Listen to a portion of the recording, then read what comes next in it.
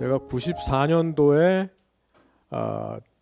신학 공부를 하기 위해서 필라델피아에 있는 웨스트민스터 신학교에 유학생으로 왔고, 이제 그러다가 하나님의 그 소명을 입고 2003년도에 필라델피아 북쪽에 있는 노스필리라고 하는 흑인 빈민가에서 지금까지 20년째 동네 목사로 살고 있습니다. 저는 미국에 와서 그 공부하면서 뉴욕에 있는 한인교회에서 유스 사역을 한 7년 했고요.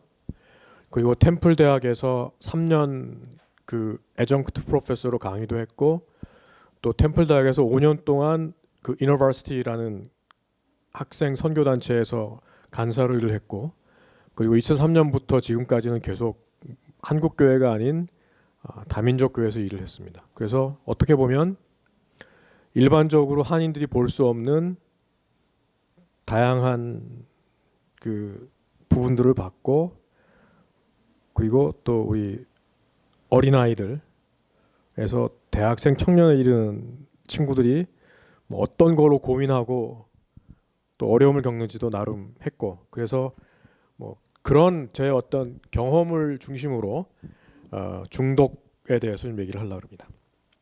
자, 제가 그 핸드아웃을 부탁드렸는데 못 만드셨구나. 오케이, 그러면 뭐 상관없습니다. 자, 일단 그 통계를 먼저 말씀드릴게요. 지금 미국의 통계에 의하면 마약을 사용하는 10대 8명 중에 1명은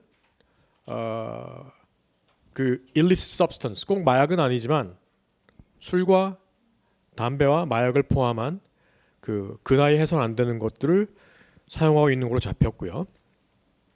2016년부터 20년까지 8학년을 중심으로 조사한 결과 그 몇 년 동안 이 illicit substance 사용 확률이 하는 게 61%가 증가했다고 합니다.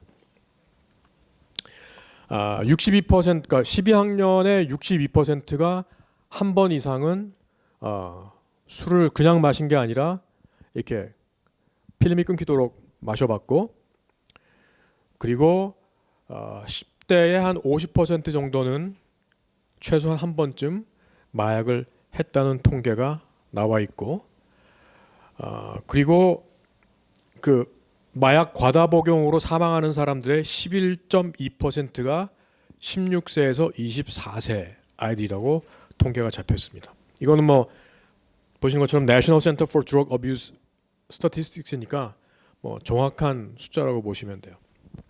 이렇게 보면 분명히 이 통계 숫자에는 우리 한인 가정에서 자라는 자녀들도 있을 수밖에 없다고 할 수 있습니다.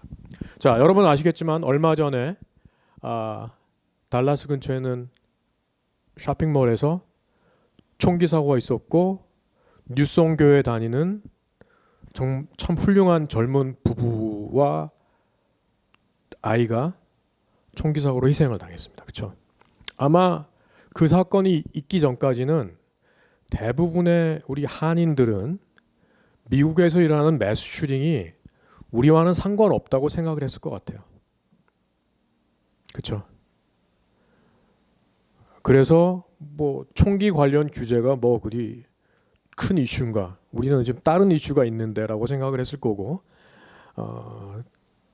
매스 슈팅은 뭐 딴 사람 얘기라고 생각을 했을 텐데, 이번 사건을 통해서 한인 일가족이 그렇게 당했고, 심지어 우리가 알고 있는, 여러분들이 알고 있는 누송 교회 다니는 사람들이었고, 아마 여러분 한 달이 건너면 그 희생당한 가족을 아는 사람들이 있을 거예요. 그랬을 때 갑자기 이 이슈가 더 이상 남의 일이 아닌 게 됐죠. 아마 여러분 가운데 그 쇼핑몰에 갔던 분들도 계실 겁니다. 제가 아는 목사님 한 분은 사실 그날 그 쇼핑몰에 가려고 계획을 하셨다가 다른 일이 생겨서 못 가셨대요. 그러니까 더 이게 와닿는 거고, 그분은 심지어 채프닐이라는 분인데 그 병원에 거기서 부상당한 사람들이 들어왔어요. 사실 마약도 사실 하나를 뒤집어 보면 우리랑 그렇게 먼 이슈가 아니라는 거를 우리가 좀 아셔야 돼요. 그럼 왜 애들이 마약을 하냐? 아, 지겨워서, boring하니까, 기분이 좋아지려고, 우울해서, 아니면 정말 세상에 뭐 같은데 마약을 하니까 기분이 좋아. 혹은 뭐 문제가 있거나 아니면 굉장히 긴장을 해서 불안할 때 마약을 사용합니다. 혹은 호기심에 뭐 파티 가니까 친구들 다 하는데 왠지 하면 애들이 기분이 좋아 보여요. 그래서 나도 한번 해볼까 하는 호기심에 하기도 합니다. 혹은 그것이 어떤 심리적인 이슈가 됐던지 혹은 뭐 피지컬이었던지 고통을 좀 잊기 위해서 마약을 하는 경우가 있습니다. 혹은 그 여기 계신 분들, 한국에서 아마 사춘기를 지내신 분들은 그 고등학교 때 좀 이렇게 어른 흉내 내려고 아마 담배 핀 분도 있을 거예요. 뻐끔 담배. 그러니까 우리 아이들은 이제 뻐끔 담배가 아니라 어른 좀 흉내를 내기 위해서 마약을 한다. 그래서 더 심지어 나 이제 다 컸어 라고 보여주기 위해서 마약을 한다고 얘기합니다.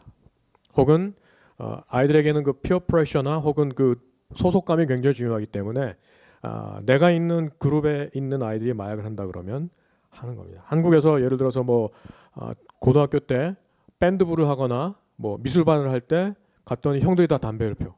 그러면 그냥 따라 피는 거랑 마찬가지인 거예요. 자, 우리 한인 그 커뮤니티가 항상 이제 이런 얘기를 하면 설마 내 아이가 그럴 리가 없어요라고 이제 얘기를 합니다. 그래서 마약을 할 경우 이건 내 애가 문제가 아니라 저 자식이.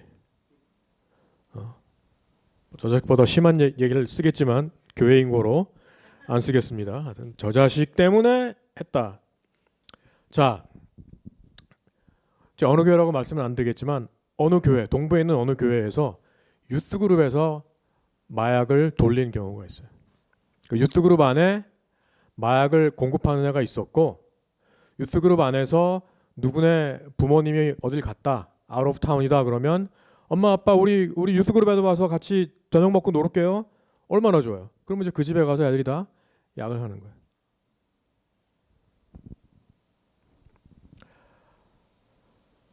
필라델피아에서는 어떤 한인 부모님들이 두 분 다 이제 그 가게를 하시느라고 이제 아침에 일찍 출근해서 저녁 때 문 닫고 들어왔는데 어느 날 엄마가 뭘 까먹고 나간 게 이제 생각이 나서 점심 드시고 바로 집에 뭘 가지러 갔는데 문을 딱 열고 들어갔는데 뭐가 좀 이상하더래요. 그 무슨 소리가 나가지고 딸방을 딱 열었더니 딸방에 고등학교 다니는 딸과 아프리칸 아메리칸이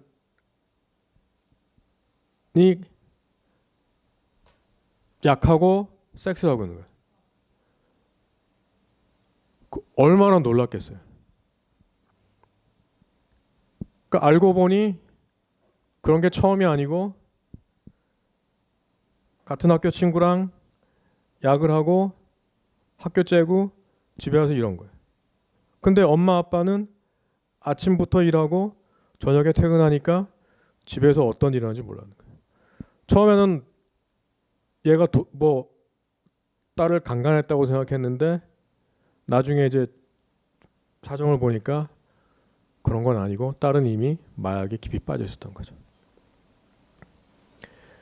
뭐 여러분 자녀를 의심하라고 이런 말씀 드리는 건 아닌데 그분이라고 그런 생각을 했겠냐는 거죠. 설마 내 아이가 Yes, it's possible. 제가 아는 권사님 장로님이 계신데 아드님이 마약을 10대 때부터 시작을 해서 지금 30이 넘었는데 아직까지 마약을 끊지 못했습니다.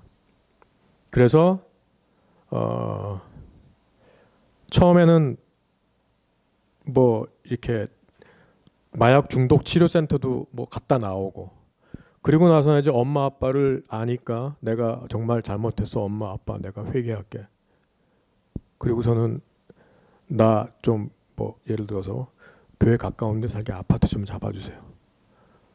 그럼 뭐 두 분이야 뭐 교회 나가겠다는데 얼마나죠. 아파트를 잡아줬더니 이 녀석이 교회는 안 가고 또 마약하고 그러다가 얘가 엄마 아빠를 때리기도 하고 문을 잠가는데 문을 부수고 들어오기도 해서 엄마 아빠가 하루서 경찰에 신고해서 감옥도 여러 번 왔다 갔다 했어요. 근데 아직도 정신을 못 차리고 있고 이 두 분은 그 아들 때문에 진짜 몇십 년 동안 힘들게 살아오고 있어요. 우리가 가끔 깜빡하는 게 우리 아이들이 참 예쁘고 착하지만 그러나 그 아이들도 죄인이라는 것을 깜빡하기 쉽습니다. 그거는 뭐 남의 얘기가 아니라 사실 여러분이나 저도 마찬가지예요. 그렇죠? 우리가 죄를 짓지 않는 거는 하나님께서 은혜를 주셔서 그렇지 우리도 한번 이렇게 삐딱하면 우리도 죄를 지을 수 있는 사람들이에요. 뭐 제가 더 구체적으로 얘기를 안 드려도 여러분 뭐 다 찌르는 데가 있죠. 나도 얼마든지 죄를 지을 수 있는 사람이에요. 지금까지 죄를 지으면서 살아왔지만 하나님의 은혜로 그래도 진짜 잘못 가지 않고 하나님께서 지켜주셔서 여기까지 온 거예요. 우리 아이들도 마찬가지라는 것을 우리가 잊어서는 안 됩니다. 자, 그러면 이제 그 리스크 팩터라고 있어요. 그럼 애들이 왜 마약을 할까? 학교에 성적이 안 좋을 경우 그런 경우에 이제 혹은 불링이나 사이버 불링에 희생당할 때 특히 나중에 대해 말씀드리겠지만 요즘에 사이버 불링이 뭐 굉장히 심각합니다. 혹은 low self-esteem. 그런데 우리 한인 자녀들이 이게 좀 심할 수 있어요. 요새 뭐 물론 K-팝 때문에 조금 이제 우리 한인 자녀들의 셀피심이 조금 올라가긴 했는데 아직까지 학교에서 이 아이들은 뭐 그렇게 파퓰러한 그룹엔 들어가지 못하는 거예요. 뭐 풋볼 플레이어도 안 되고 치어리더도 많지 않고 그렇죠? 뭐 한국은 공부 잘하면 인기가 있었던 때가 있지만 미국에서는 지금 뭐 공부 잘한다고 중고등학교에서 인기 없어요. 너드 아니면 뭐 도크라 그러지 또 인기가 없어요. 그러니까 우리 한인들이 low self-esteem이 있기 쉽습니다. permissive parenting. 부모들 중에 뭐 괜찮아 그럴 수도 있지 이러는 사람도 있어요. 그러면 훨씬 더 쉽게 마약을 할 수 있습니다. 혹은 뭐 부모나 형, 누나, 오빠들이 뭐 마약을 하거나 술을 할 때 그럴 수 있죠. 또 살고 있는 공동체가 마약이나 술이나 담배에 대해서 관대할 때, 뭐 야 아빠도 엄마 고등학교 때 술 담배 했어, 뭐 이제 뭐 이런 분위기라든지 그런 경우, 혹은 학교를 다니는 학교가 담배나 술이나 드럭에 대해서 굉장히 아주 확실한 규칙이 없을 경우 그럴 수 있습니다. 혹은 어떤 이유론지 뭐 마약할 수도 있고 마약한다고 그렇게 큰일 나는 거 아니다라고 생각할 때 이제 마약을 할 가능성이 더 많아요. 그러면 아이들이 마약을 하지 않도록 하는 것들이 뭘까? 첫 번째는 이제 부모나 혹은 caregiver, 만약에 부모님이 안 계신 경우 할아버지가 됐던 할머니가 됐던 caregiver와 그 관계가 돈독할 때 훨씬 마약을 덜 하게 됩니다. 두 번째, 자기에 대해서 high self-esteem을 가질 경우.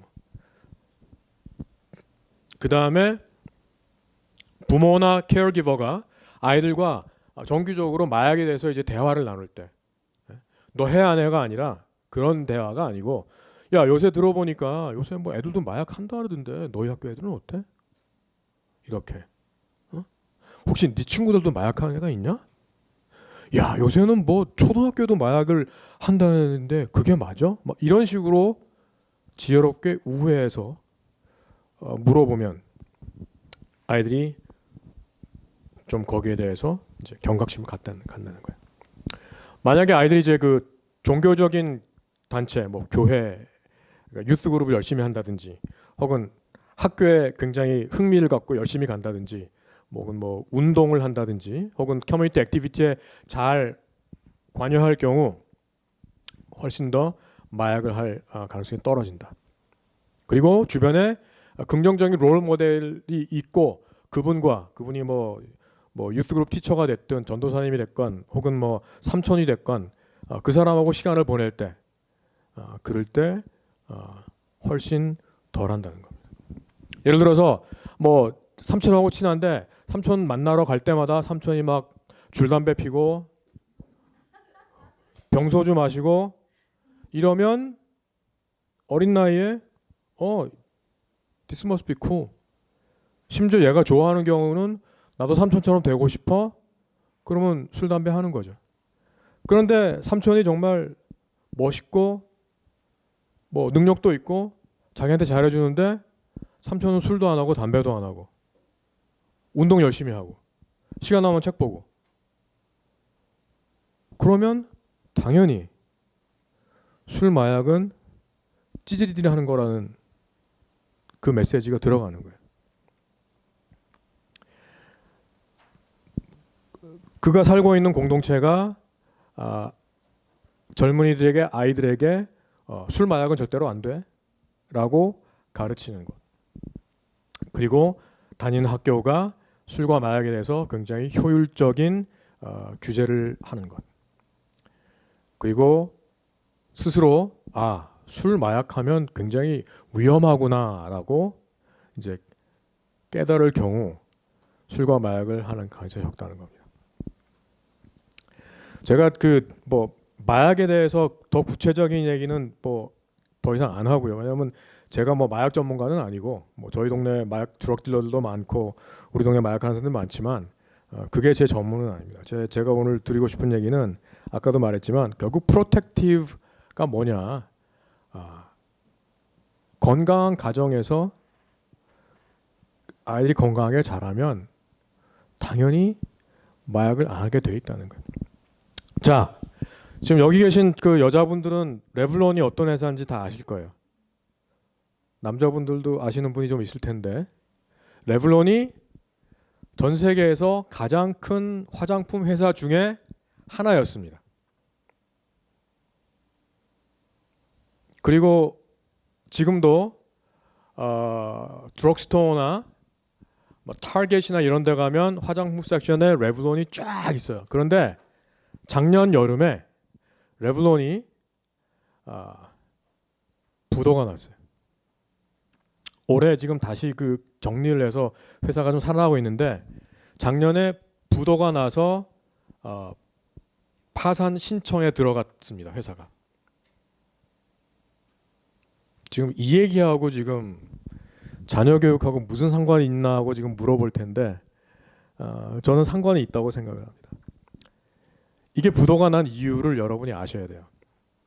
물론 부도가 난 가장 큰 이유 중에 하나는 팬데믹 기간 동안 서플라이 체인이 문제가 생겨서 부도가 났는데 그것보다 더 큰 이유는 뭐냐?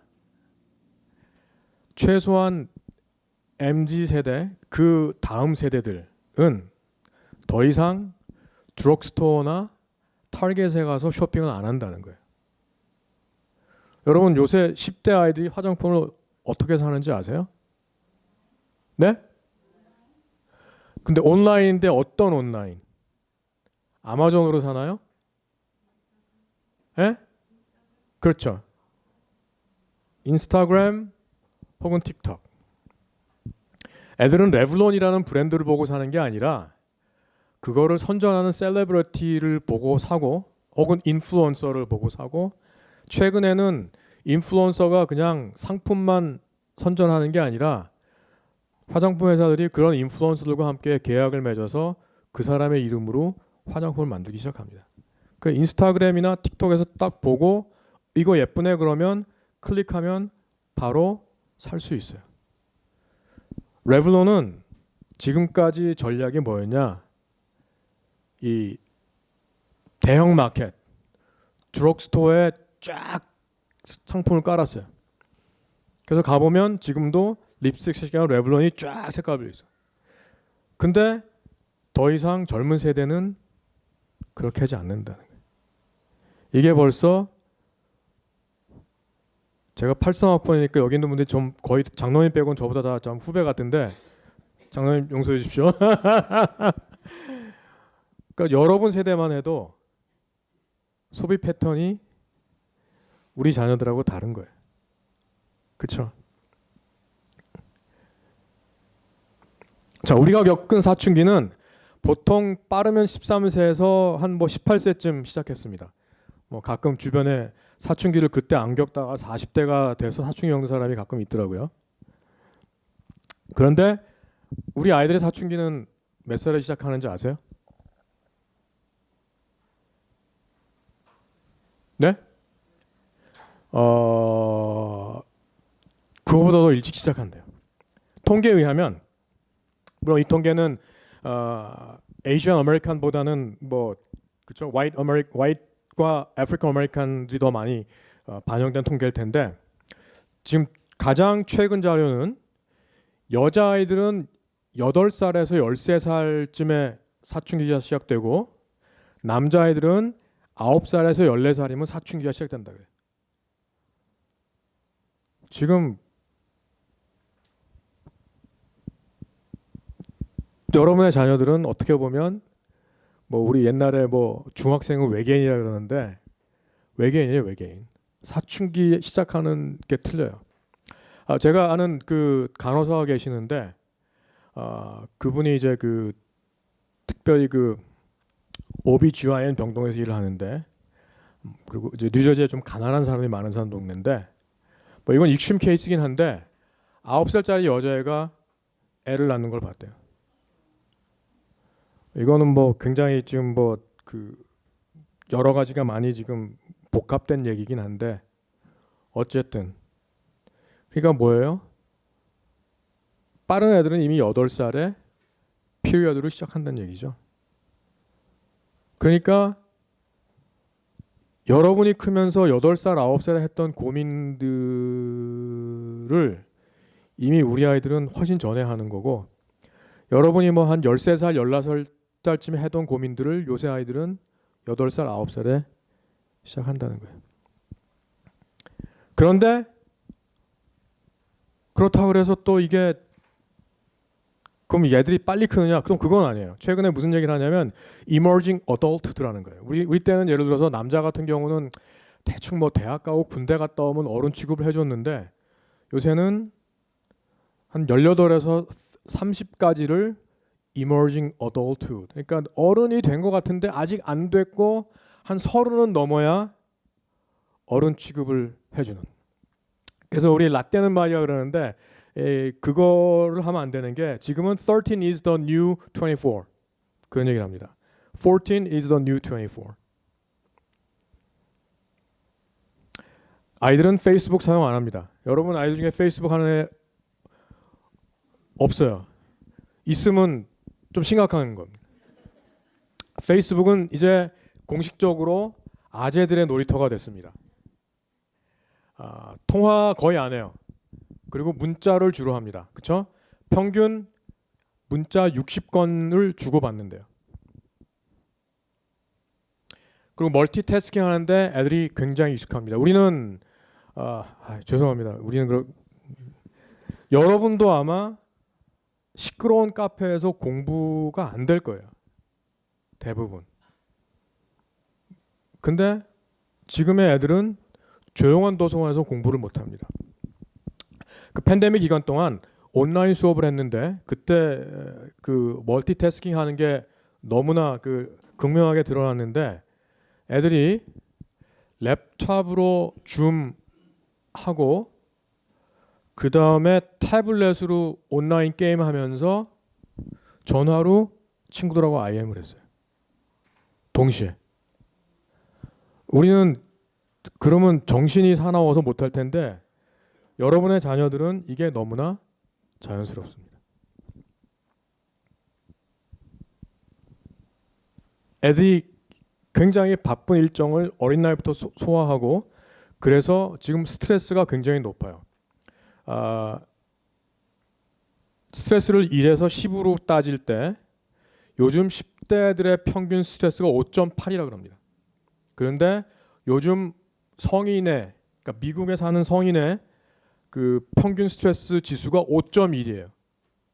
그러니까 여러분이 느끼는 스트레스보다 최소 0.7 정도 더 높은 스트레스를 여러분의 자녀들이 느끼는 거예요. 그럴 수밖에 없는 게 훨씬 더 바쁜 스케줄이고 여러분이 자랄 때보다 훨씬 더 복잡한 세상이고 그리고 아직 심리적으로, 정서적으로, 지적으로 성숙하지 않았기 때문에 우리 같으면 그럴 수도 있지 하고 넘어갈 수 있는 거가 애들한테는 굉장히 큰 스트레스가 되는 거예요.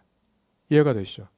그러니까 5.8이라는 숫자가 나오는 거예요. 뭐 케이스 하나 말씀드릴까요? 여러분은 자라면서 한 99%는 이 방에 있는 99%는 자신의 성 정체성에 대해서 고민을 별로 안 했을 거예요. 그렇죠? 그냥 이렇게 생겼으면 나는 남자인 거고 여기 계신 분들은 뭐 나는 여자인 거야. 거기에 대해서 적어도 여러분이 자랄 때는 그거는 뭐 분명한 사실이었어요.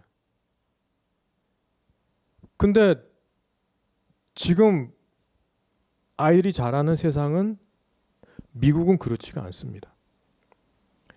뭐 게이 레즈비언은 이미 옛날 얘기고 뭐 지금 트랜스젠더가 지금 한참 핫한 거고 그 다음에 non-binary, queer 뭐 한참 더 나가죠.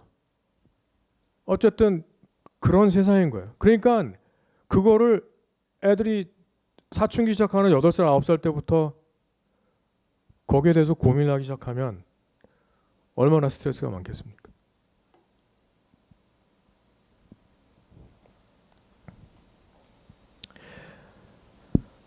자, teenage stress often stems from the accumulation of 바쁜 스케줄, 학교에서 받는 프레셔, 가족 분위기, 그 다음에 친구 관계, 갈등, 데이트, 그런 사회적 규정 이런 것들과 관련해서 스트레스를 받는다는 거예요. 자, 여러분의 자녀들은 집에서는 착한 한국 아들, 딸이 돼야 되는데 학교 가서는 그걸로 하면 좀 이상한 애가 되는 거예요. fop이 되는 거예요. fop. 그러니까 그 학교의 머저러티인 뭐 아마 이 동네 여러분들 사는 동네는 대부분 뭐 백인들이 머저러티일 텐데 걔네들하고 어울리려면 또 걔네들 도움을 또 해야 되는 거예요. 그러니까 학교에서는 가능하면 김치 냄새 안 나게 말하고 놀아야 되고 집에 와서는 김치 먹고 국을 먹어야 되니까 그거 매일매일 왔다 갔다 해야 되잖아요. 스트레스를 안 받을 수가 없겠죠. 자, 아이들이 어떤 곳에서 놉니까? 인스타그램, 스냅챗, 틱톡 이런 데서 놀아요. 스냅챗 아시죠? 들어보셨죠? 요새 애들 스냅챗 되게 잘 쓴다 그래요. 저도 뭐 저 쓰진 않는데 대충 어떤 건지는 알아요. 스냅챗은 일정 시간이 지나면 메시지가 지워져요. 그러니까 우리는 카톡에 문자 남길 때 아주 열받지 않으면 한번 생각하고 썼다가 보내기 전에 다시 한번 읽고 지우고 수정해서 보내잖아요.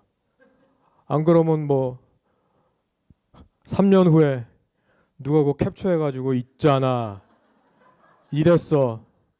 그쵸? 근데 스냅챗은 그냥 일정 시간이 지나면 지워져요. 물론 그 순간에 캡처하면 그게 남지만 어쨌든 그 이렇게 딱 스크롤 다운하면 1년 전, 3년 전 것까지는 안 나와요. 그러니까 훨씬 더 아이들이 부담 없이 편하게 즉흥적으로 문자를 보내는 거예요.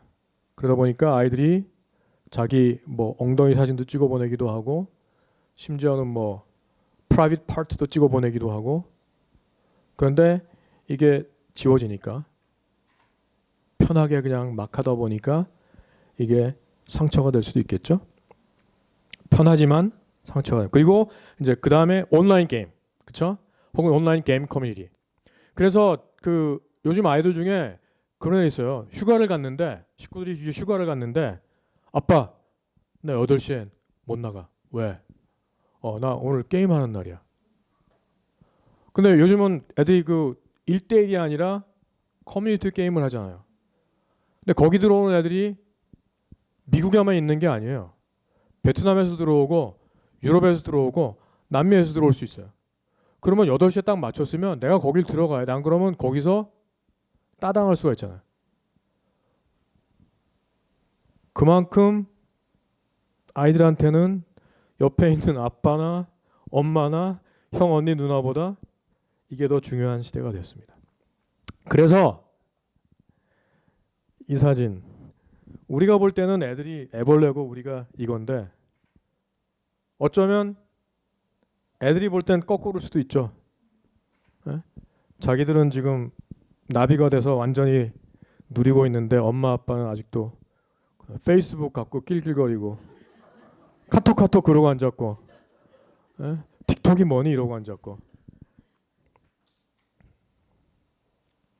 자 잠깐 그 뭐 숨을 좀 고를게요. 여러분들 한번 스스로 답을 하시면 좋을 것 같아요.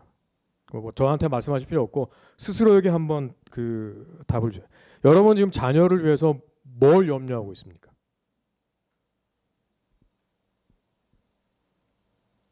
두 번째, 그러면 부모인 자신을 위해서 뭘 염려하고 있습니까? 자녀를 위해서 어떤 기도를 하십니까?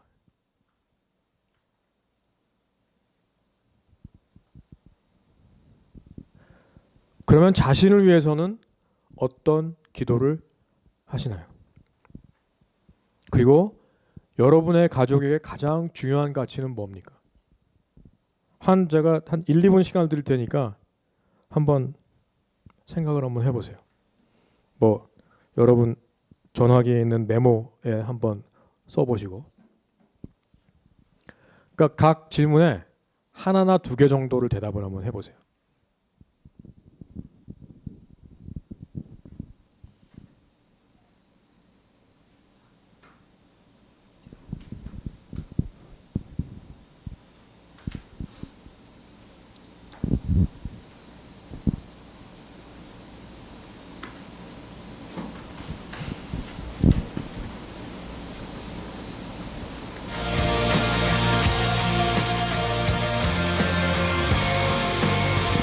자, 먼저 여러분 안에 있는 우상을 한번 얘기해 보려고 합니다.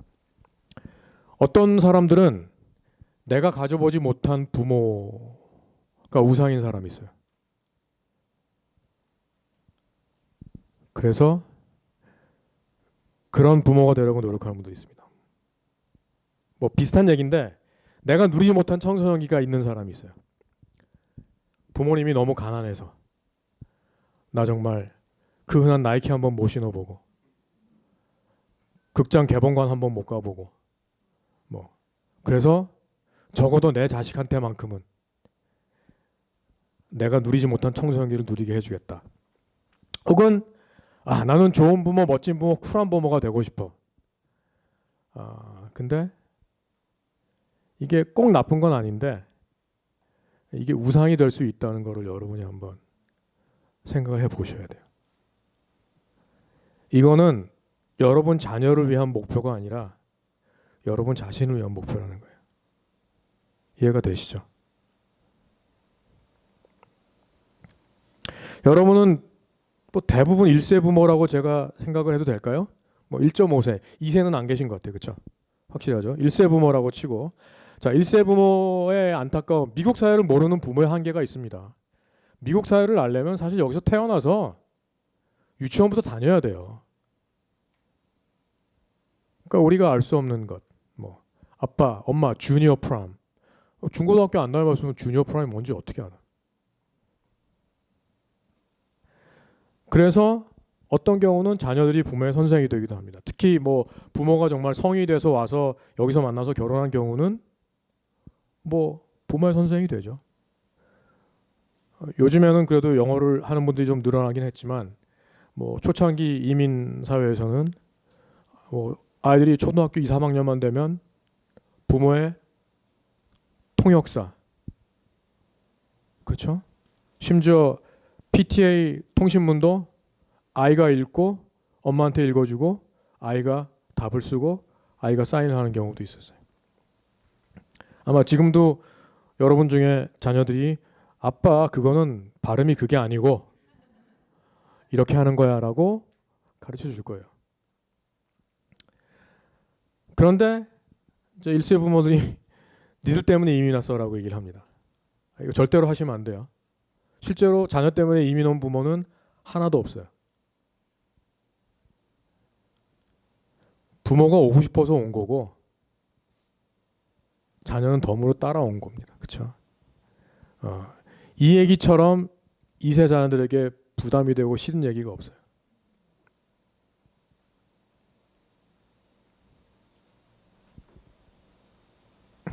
심지어 네가 아빠 노후 대책이야. 에? 뭐 여기 있는 분들은 뭐 아마 전문직 가신 분들이 꽤 계실 것 같은데 그러지 않은 자영업 하시는 분들은 이런 얘기 많이 합니다. 맨하탄에 인투라고 이제 그 한국의 온누리 교회가 이제 세운 교회가 있는데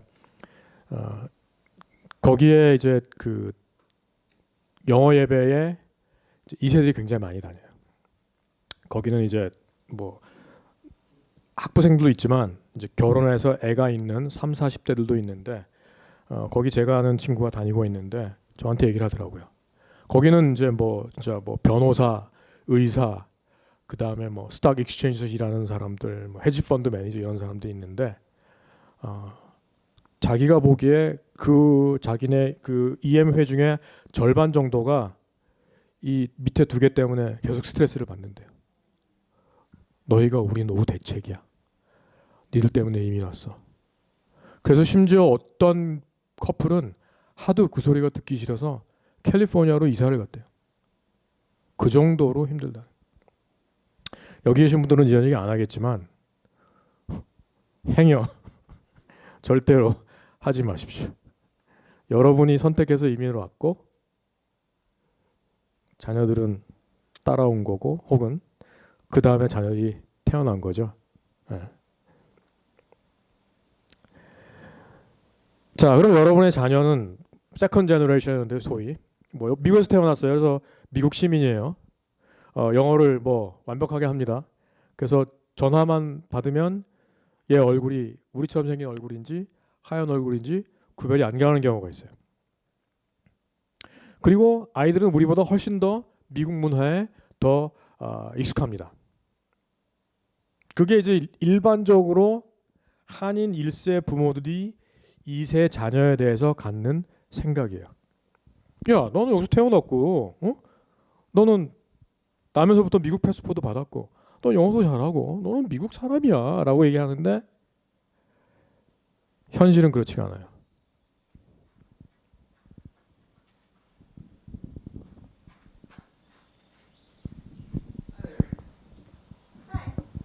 Day, huh? Yeah, finally, right? Where are you from? Your English is perfect. San Diego. We speak English there. Where are you from? Well, I was born in Orange County, but I never actually lived there. I mean before that. Before I was born. Yeah, well, where are you from? Well, my great-grandma was from Seoul. Korean. I knew it. I was like, she's either Japanese or Korean. But I was leaning more towards Korean. Amazing. I'm Shasina. There's a really good teriyaki barbecue place near my apartment. So I actually really like kimchi. Cool. What about you? Where are you from? San Francisco. But where are you from? No, I'm still there. Really? You're Native American? No, just regular American. Oh, well, I guess my grandparents are from England. Oh, well. Oh, Governor! What's all this then? Dropping the ball to you? Let's get a sporty! Double, double! Toil and trouble!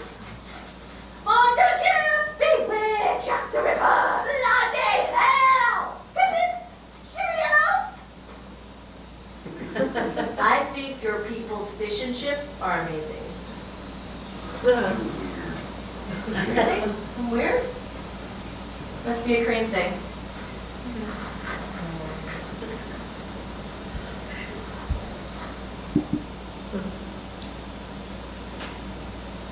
그래서 여기서 태어나서 법적으로는 뭐 아메리칸이라 그러지만 여러분의 자녀들은 혹은 자녀들의 자녀 3대가 됐건 4대가 됐건 5대가 됐건 얼굴색이 이렇게 생긴 한 우리의 후손들은 계속 Where are you from? 이라는 질문을 받아야 되고 그 질문에 대한 대답이 Texas, I was born in Dallas가 절대로 만족스러운 대답이 안 된다.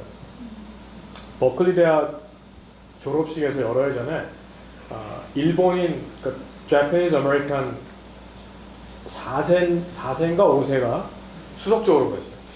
그래서 이제 졸업생 대표로 연설을 했습니다. 그런데 거기 앉아있던 그 백인 아저씨 둘이서 서로 한다는 얘기가 Wow, she speaks perfect English 그랬다는 거예요. 제가 그 얘기를 듣고 제가 그 자리에 있어서 뒤통수한테 딱 쳤을 것 같아요. 뭔 소리냐. 저 학생이 하는 얘기의 수준은 니들 둘 머리를 합쳐도 나올 수 없는 명연설문인데 근데 그 사람들이 볼 때는 이런 얼굴을 했기 때문에 그냥 액센트 없는 영어 한다는 거가 그냥 대단하다는 거지 컨텐츠에서는 전혀 그렇지 않다는 거. 그게 여러분의 자녀들이 겪는 그러니까 영어가 안 돼서 고생하는 거는 우리는 당연하다고 생각했는데 우리 자녀들은 여기서 태어나서 영어에 전혀 문제가 없어도 우리와는 또 다른 이런 minor aggression이라 그러는 거를 받고 있다는 거를 부모님들이 좀 아셔야 돼요. 그래서 아이들이 중고등학교 때까지는 백인 친구들하고 좀 어울리다가 이건 일반적인 얘기입니다만 예외가 있긴 한데 대학을 딱 가는 순간 같이 안 놀아요. 왜냐하면 노는 문화가 너무 달라요. 제가 그 다르트머스 대학에 Asian American Christian Fellowship에 가서 한번 그 수련회 강사를 한번 갔었고요. 한 달쯤 전에는 하버드 대학에 있는 하버드 레드클리프 Asian American Christian Fellowship에 한번 갔었어요. 따로 있어요. 왜? 뭐 이유는 여러분 아시겠죠? 어울리기가 힘든 거예요.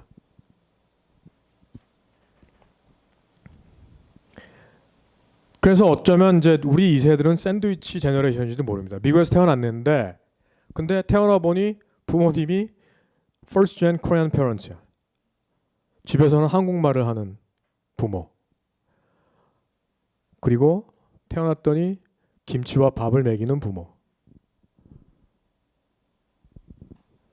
그리고 아무래도 이 유교 사상에 물든 부모다 보니까 그리고 심지어 교육까지 나가다 보니까 좀 떠들지 말고 겸손하고 그쵸? 나서지 말라는 걸 배워요. 근데 이게 시장 마켓에서는 굉장히 안 좋은 건지 여러분 아시죠? 여기 지금 그 미국 뭐 대학원 박사과정 나온 분이 계실 거예요. 그렇죠? 세미나 보면 어떻습니까? 백인 애들 어때요? 계속 떠들잖아. 계속. 말도 안 되는데 공부도 안 해놓고 책도 안 읽어놓고 계속 떠들어. 근데 우리 동양 사람들은 조용히 있어요.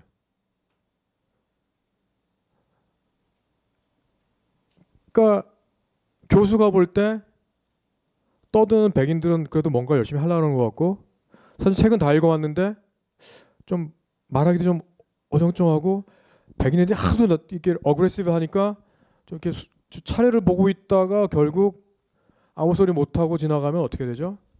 공부 안 했나 본데 이렇게 오해할 수 있잖아요.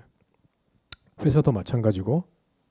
근데 사실 여러분의 자녀들은 충분히 말할 수 있는데 집에서 그렇게 교육을 받다 보니까 이렇게 되는 거고 그래서 미국 메인스트림 사회에서는 에이지안 그러면 이런 이미지가 굳어 있는 거예요. Quiet, humble, passive.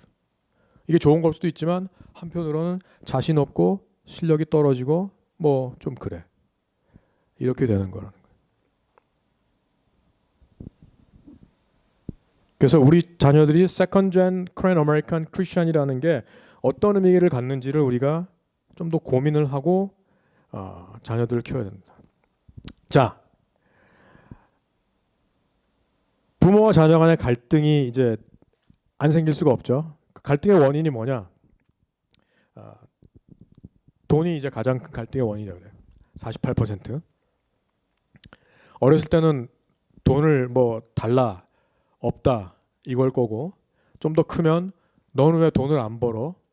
뭐 너는 왜 돈을 그거밖에 못 벌어? 뭐 그다음에 두 번째가 직업, 세 번째가 술과 마약. 이거는 이제 에이지언 아메리칸 커뮤니티가 아니라 미국 전체인데 아마 다시 말하면 아시안보다는 백인과 아프리칸 아메리칸, 라티노를 포함한 건데 뭐 분명히 우리 에이지언 아메리칸도 큰 차이는 없을 거라고 보시면 돼요.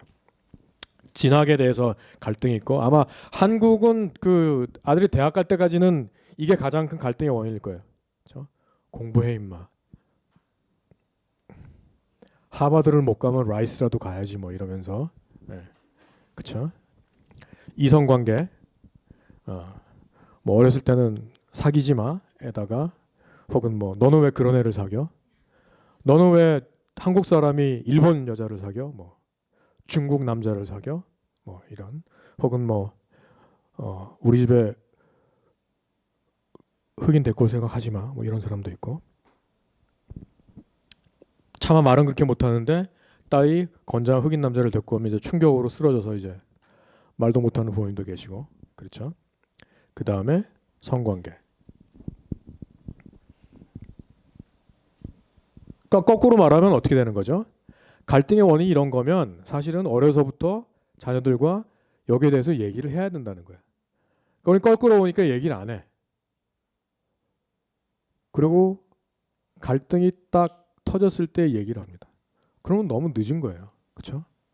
어릴 때부터 애들이 말을 알아들을 때부터 술과 마약에 대해서 그 아이들 수준에 맞게 얘기를 시작해야 이게 되는 거지. 안 하고 있다가 어느 날 집에 들어왔는데 냄새가 나네. 너 했어? 아예 안 했지 아빠 내가 미쳤어. 근데 왜 냄새나? 아 내 친구들 하잖아요. 그거 어떻게 믿어요? 그쵸?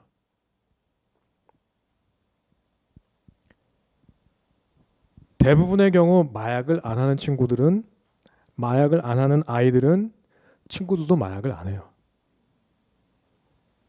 거꾸로 친구들이 술과 마약을 하는 경우는 걔도 마약과 술을 하는 경우가 많다는 겁니다. 제 후배 아들이 캘리포니아 얼바인에서 하이스쿨을 나오고 라이스 유니버시티에 들어갔어요. 굉장히 똑똑한 아이인데 이제 뭐 교회도 다니는 애인데 그래서 얘가 딱 이제 들어가서 아빠 나 이제 대학 갔으니까 1학년 때 좀 놀아볼게. 그래서 뭐 그래 뭐 공부 열심히 해서 라이스까지 갔으니까 애들 바보는 아니고 그래서 이제 얘가 1학년 때 이제 파티하는 애들하고 좀 어울리기 시작했어요. 한 달인가 두 달 딱 지나서 이제 연락을 했더니 뭐 잘 지내냐? 네. 뭐 요새 파티 뭐 재밌어? 아빠 나 파티 안 가요. 왜? 파티를 갔더니 그 백인 애들 파티하면 끝까지 가는 거 아시죠? 일단 기본 마약 있고 뭐 술은 뭐 종류별로 다 있고 그 다음에 술 마시다가 2층 가서 섹스하고 얘가 조금 놀아볼까 했는데 이 분위기가 그냥 끝까지 가던가 말던가. 그러니까 여기서 마약 안 하고 여자애 데리고 안 올라가려니까 지 혼자 멀쩡한 점이 너무 이상한 거야. 그래서 얘가 2달 만에 딱 그걸 그만두고 거기서 대학생들을 상대로 사역을 하는 아주 좋은 교회를 만나서 요새는 그래요. 형, 우리 아들이 나보다 신앙이 더 좋아. 아들 집에 오면 우리 맨날 혼나요. 얘가 금요일 날 6시부터 서영 공부를 가서 밤 12시까지 거기 있는 형들하고 얘기를 한대요. 그러니까 이게 술과 마약, 파티 문화는 중간에 있을 수가 없다는 거예요. 그 나이는. 근데 이거를 어려서부터 아이들에게 가르쳐주지 않으면, 혹은 어려서부터 아이들에게 술과 마약 없이도 얼마든지 have fun 할 수 있다는 걸 보여주지 않으면 애들은 대학 가서 혹은 고등학교 파티 갔다가 한번 딱 보고 뒤집어지는 거예요. 그러면 이제 힘들다는 거죠. 자, 그럼 우리 자녀들에게 가장 중요한 이슈가 뭐냐? 그거 이제 소위 그 청소년 사역하는 사람들이 IBP라고 해요. 약자로 Identity, 정체성, Belonging, 소속감, Purpose, 목적. 그러니까 아이들이 요 세 개가 지금 제일 힘들 때예요. 자라면서. 그러니까 내가 누구야? 라는 질문. 이거는 뭐 성 정체성도 들어가고, 그 다음에 자신의 에스닉 아이덴티티를 확인하는 것도 들어갑니다. 그렇죠? 근데 우리 아이들은 아메리칸이 아니고 코리안 아메리칸이에요. 그렇죠? 미국이라는 나라가 인종 차별을 하는 나라이기 때문에 아메리칸이라는 단어는 백인들에게만 해당하는 단어예요. 그렇잖아요. 라티노 아메리칸, 아프리카 아메리칸, 에이전 아메리칸, 네이티브 아메리칸이잖아요. 백인만 아메리칸이라는 거를 받을 수 있는 나라예요. 그러니까 우리 아이들은 평생 코리안 아메리칸이라는 아이덴티티, 소위 하이브리디티라는 거를 갖고 살아가야 된다는 거예요. 이걸 어떤 사람은 뭐 혼종이라고 얘기하고 어떤 사람은 잡종이라고 얘기하는데, 어쨌든 뭐 혼종이 조금 더 좀 순하죠. 근데 사실 잡종이거든요, 잡종. 예? 뭐 아주 얘기하면. 그래서 처음에 이민 온 70년대 이민 온 부모들은 사실은 그 아이들에게 너는 미국 사람 되라 그래서 한국 정체성에 대해서 별로 안 가르쳤어요.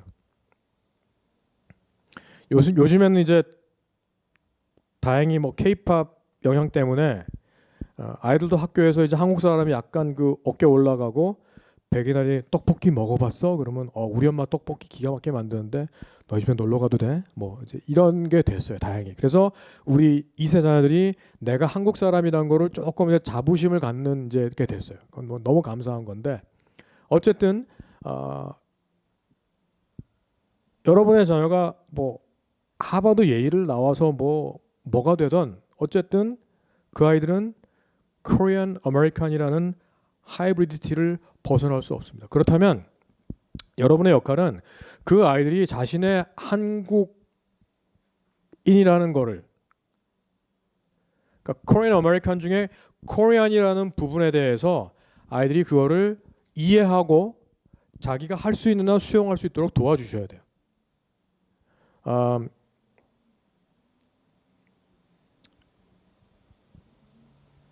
제 후배가 이제 서울대를 나오고 컬럼비아에서 MBA를 하고 밴더빌트에서 로스쿨을 했어요. 그리고 DC에 있는 꽤 큰 로펌에 이제 들어갔는데, 그러니까 얘는 이제 완전 유학생이죠. 근데 그 로펌에서 주니어 파트너로 있다가 로펌에서 파트너 제의가 들어왔어요. 오히려 2세들은 그런 기회가 많지 않습니다. 근데 얘한테 들어온 이유가 뭐냐? 얘는 서울대를 나왔고 아버님이 한국 국회의원 출신이에요. 그러니까 회사가 볼 때, 그리고 그 회사의 메인 클라이언트 중에 하나가 LG였어요. 그러니까 이 회사가 볼 때 LG라는 클라이언트를 자기네가 계속 가지려면 제 후배같이 서울대를 나와서 LG 임원들이 다 동창이고 한국의 정치계에도 조금 있고 이런 사람이 좋은 거예요. 이해가 되시죠? 그 출장을 한국에 보내면 한국 사람들하고 밥도 먹고 술도 마실 수 있는, 미국이란 나라가 자본주의 아닙니까? 그러니까 뭔가 한국에서 뭘 물어올 수 있는 사람을 하는 거예요. 근데 여기서 태어나서 한국말 못하고 한국 역사 모르는 2세 하버드 예일 로스쿨을 나와도 그런 로펌에서 그런 자리는 안 준단 말이에요. 이해가 되시죠? 그냥 그런 애들은 백인 중에도 쌓였어요. 그러면 당연히 백인을 시키죠. 왜 유색인종을 시키겠어요? 그거를 우리 부모님들이 이해를 해야 돼요. 실제로 백인들이 대놓고 무시해요. 아니면 뒤에서 무시해요. 쟤는 한국 애가 한국말도 못해. 역사도 몰라. 쉽게 말해서 바나나인 거예요. 바나나는 미국 애들도 우습게 알아요. 우리만 우습게 하는 게 아니라. 그런데 제가 영어는 조금 딸리는데 한국에서 대학 졸업했고 한국도 잘 알고 네트워크 있어. 그러면 당연히 이 사람이 쓸모가 많은 거예요. 물론 대체 불가능한 지식과 재능이 있다. 그러면 당연히 하여가 되죠.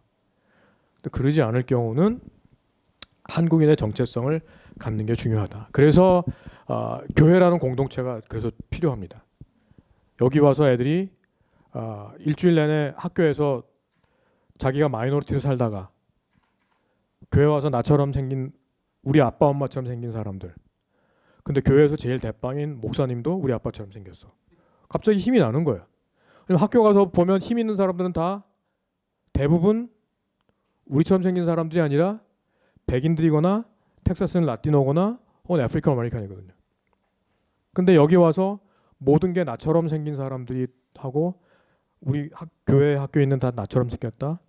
그럼 신이 나는 거예요. 그러니까 그래서 이런 교회라는 공동체가 그냥 한국인 교회라서가 아니라 좀 더 의식적으로 우리 2세 자녀들에게 코리안 아이덴티티를 심어주는 게 필요하다는 겁니다.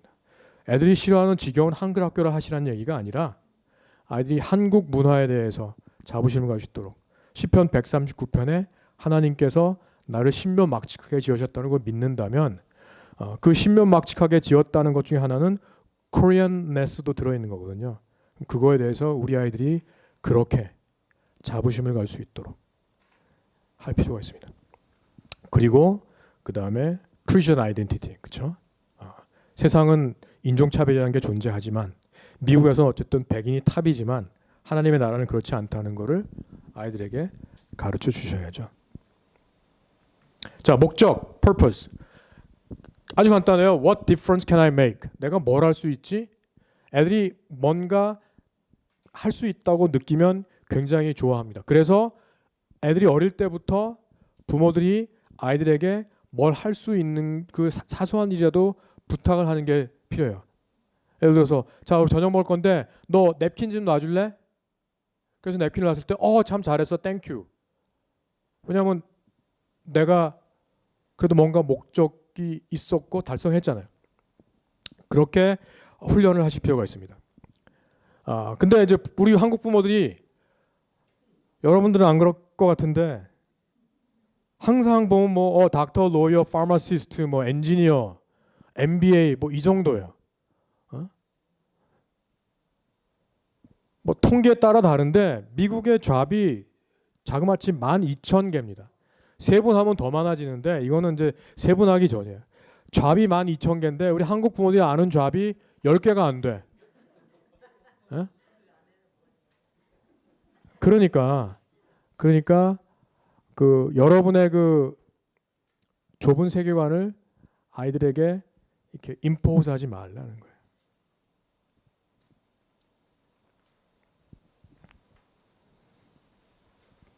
그 크리스천의 콜링 소명 얘기를 많이 하는데 우리 교회에서 얘기하는 대부분의 소명은 그 아스키니스 박사가 얘기한 프라이머리, 세컨더리 콜링 중에 세컨더리 콜링을 주로 얘기합니다.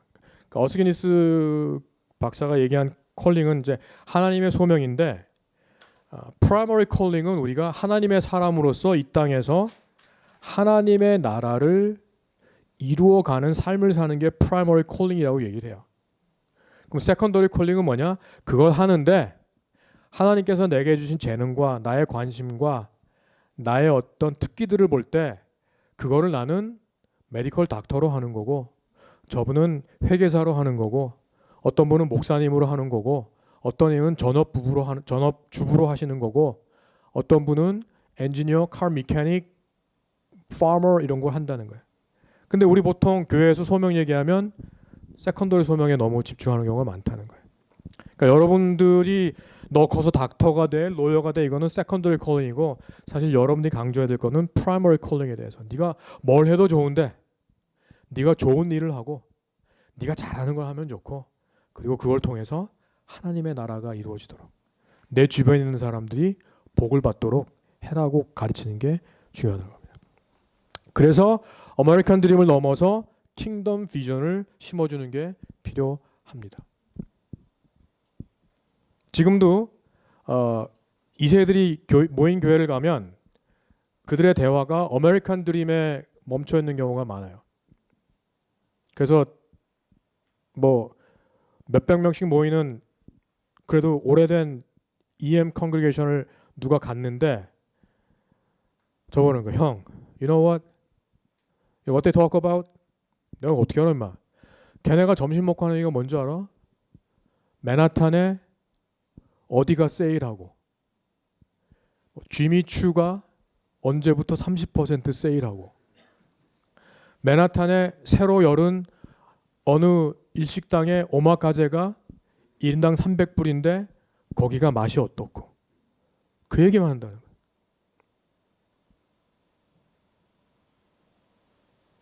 부모가 프라이머리 콜링 얘기를 안 하면 그리고 부모가 아메리칸 드림에만 맺혀 있으면 여러분의 자녀도 거기를 벗어날 수 없어요.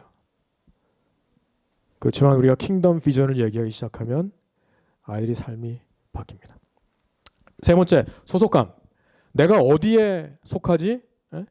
이거가 요새 굉장히 애들한테 고민이 많이 되는 이슈 중에 하나입니다. 그래서 애들이 지금 섭 그룹들이 굉장히 많고 애들이 지금 그 친한 아이들이 보통 10명 미만, 8명, 6명 요 정도에 딱 이제 들어가요. 근데 가장 중요한 건 가족.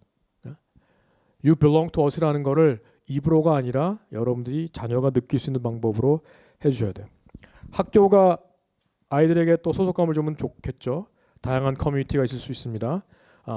코리안 커뮤니티. 어떤 아이들은 코리안 커뮤니티가 굉장히 싫은 경우도 있어요. 그게 한국 교회의 그 굉장히 가부장적이고 율법적인 거랑 얽혀 있으면서 이게 코리안 커뮤니티가 같이 되고 그리고 오랜만에 부모 따라서 한국을 갔더니 택시 아저씨가 너는 임마 한국 놈이 한국말을 못해. 아저씨 저기 광화문 가주셔요 그랬더니 이 녀석이 한국 놈이 한국말도 못하고 이러면 이제 한국 커뮤니티에 대해서 이제 반감이 생기는 거고 그런 여러 가지 배계지가 같이 해서 나는 이제 한국 커뮤니티는 절대로 안 돌아와 이래서 사실은 이색교회가 생긴 경우도 많아요. 그래서 리디머도 많이 갔습니다. 근데 뭐 팀 켈러 목사님 살아계실 때 제가 만나서 한번 얘기할 기회가 있었는데 그런 친구들은 리디머 가서도 섞이지 못하고 친교 시간에 자기들끼리 따로 놀아요. 그리고 또 하나 재밌는 거 이색교회인데 그리고 자기들은 뭐 팬 에이시안 뭐 멀티 에스닉 그러는데 실제로 보면 좀 이제 뭐 주로 이제 차이니즈 아메리칸들이 좀 섞여 있고 그 다음에 이제 라티노들이 좀 있고 그 다음에 뭐 화이트 아프리카 아메리칸들은 뭐 친구라서 결혼해서 이제 오는 사람이 있어요.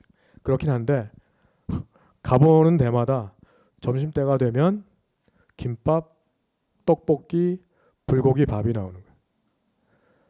그러니까 자기들이 코리안 커뮤니티를 싫어서 나왔는데 자기 안에 있는 코리안니스는 버릴 수가 없네요. 제가 하는 얘기가 니들이 진짜 멀티 에스닉이면 니들 김밥 먹으면 안 돼. 그렇잖아. 왜냐면 거기 넌 코리안들이 있는데 그러면 일주일에 한 달에 4번, 한 3번 정도는 샌드위치 피자 먹고 한 번 정도는 김밥 먹어도 되지. 근데 매주 먹는 거는 그거는 니들이 코리안 컬처를 임포저라는 거지 얘기를 하거든요. 그러니까 결국 자신들이 떠났지만 자기 안에 있는 크랜리스를 버릴 수 없는 거야. 그렇다면 그거를 embrace를 해야죠. 그리고 내가 part of me is Korean 이라는 걸 actively, voluntarily 해야죠. 그게 자기한테 좋은 건데 못하고 있는 거예요. 여러분의 자녀들은 그러지 않도록 하셔야죠. 그리고 이제 당연히 교회라는 공동체가 아이들에게 소속감을 줍니다. 자, 시간이 많지 않은데 기왕 좀 늦게 시작했으니까 조금 더 갈게요. 괜찮아요, 목사님? 네. 자, 쉽지 않지만 필요한 대화. 돈에 대해서 얘기를 하셔야 돼요. 어린 나이부터. 재정에 대해서, 저축에 대해서, 예산 세우기에 대해서 얘기를 하셔야 됩니다. 그래서 어떤 이제 2세 목사님이 1세 교회에서 빡 쳐가지고 같이 빡친 애들하고 교회를 개척을 했어요. 그래서 그 교회 EMA 때는 한 100명이 나와가지고 예배를 드렸는데 믿거나 말거나 주일날 헌금이 150불이 나왔어요. 100명이 1불씩 했고 이건 이제 EM이니까 하이스 칼리지 앤 업인 거예요. 목사님이 50불을 한 거예요. 왜 그럴까요? 부모들이 신앙교육을 안 한 거예요. 그래서 자, 오늘 헌금 1불짜리 초등학교 때도 1불, 중학교 때도 1불, 고등학교 때 1불, 뭐 대학 가서는 안 했으니까. 그러니까 애들은 그냥 1불 내면 된다고 생각을 한 거예요. 그러니까 적절한 시기에 여러분이 한 달치 용돈을 주시고 그러면 이 용단에서 11조를 네가 해 라고 하셔야 되고 그리고 웬만한 필요한 거는 자기 예산으로 세울 수 있도록 그래서 쓸데없는 돈을 썼으면 한 달 동안 쫄쫄 굶게 만들어서 예산을 세우는 걸 하셔야 돼요. 그거 안 해주면 평생 고생합니다. 그리고 흡연과 술과 마약에 대해서 얘기를 해야 돼요. 최근 통계에 의하면 10대의 흡연율 그다음에 술 사용량이 줄었어요. 그리고 10대 섹스도 많이 줄었습니다. 그래서 한쪽에서는 something's right 그러는데 그게 아니에요. 지금 10대 베이핑이 지금 뭐 상상을 초월할 정도입니다. 베이핑 아시죠? 지금 뭐 일부 주에서는 그 아이들을 타겟으로 한 과일 향이 나는 그 베이퍼는 금지를 했는데 대부분의 주에서는 아직까지 금지를 못했어요. 그러니까 담배는 안 피지만 베이핑을 많이 하는 거고 섹스는 안 하지만 온라인 커뮤니티에서 아이들이 굉장히 더 쉽게 그 포르노그래피를 접하고 있고요. 그리고 심지어 지금은 그냥 마약을 집에 앉아서 클릭 하나로 구입할 수 있어요. 근데 이게 그냥 부모가 보면 뭐 아마존에서 왔나 보다 하는 그런 패키지로 오기 때문에 부모가 모를 수도 있어요. 제가 아는 분이 11학년짜리 딸이 있는데 어느 날 혼비백산하고 저한테 연락이 왔더라고요. 딸 방을 청소하러 들어갔는데 뭐 박스가 와서 뭐가 왔나 보다 했더니 딱 어떻게 열었더니 그 베이핑 하는 게 케이스로 몇 개가 들어가 있다는 거예요. 깜짝 놀랐죠. 그러니까 얘가 지금 스트레스를 받으니까 베이핑을 하는 건데 어쨌든 현실은 그렇습니다. 그러니까 여기에 대해서도 적정한 나이에 얘기를 하셔야 돼요. 이성관계에 대해서, 성관계에 대해서, 결혼에 대해서. 뭐 예를 들어서 너는 몇 살이면 남자친구, 여자친구를 사귀어도 좋아. 근데 결혼하기 전에는 절대로 섹스는 안 되는 거 알지? 그걸 아빠가 아들에게, 엄마가 딸에게 아이 투 아이로 얘기를 하셔야 돼요. 결혼에 대해서도. 너는 절대로 동거는 안 돼. 라고 얘기를 해주셔야 돼요. 왜냐하면 요새는 동거가 심지어 크리스천 서클에서도 문제가 안 돼요. 미국 백인 교회에서 요새 동거 갖고 뭐 안 된다 그런 교회 거의 없습니다. 그렇죠? 심지어 PCA도 제가 알기로 설교 시간에 그 얘기 못해요. 왜? 워낙 많으니까. 특히 팬데믹 지나면서 그게 더 많아졌어요. 그러니까 이런 거를 부모님들이 얘기를 하셔야 돼요. 자, 소셜미디어. 이거 저 미국 심리학에서 나온 얘기인데, 자, 지금 그 디스코드라는 거가 뭔지 아시죠? Yes, no? 예. 근데 디스코드에 지금 그 디스코드를 통해서 미국의 지금 익스트림 메시지가 지금 어마어마하게 퍼지고 있어요. 그래서 디스코드 들어간 아이들이 적어도 50%는 익스트림 메시지를 한 번씩은 경험을 해봤어요. 그리고 지금 미국의 익스트림 집단들이 디스코드를 통해서 사람들을 리크루트하고 있습니다. 뭐 네오나치도 그렇고 지금 인셀이라고 썼는데 인셀이 뭐의 약자냐면 involuntary celibate.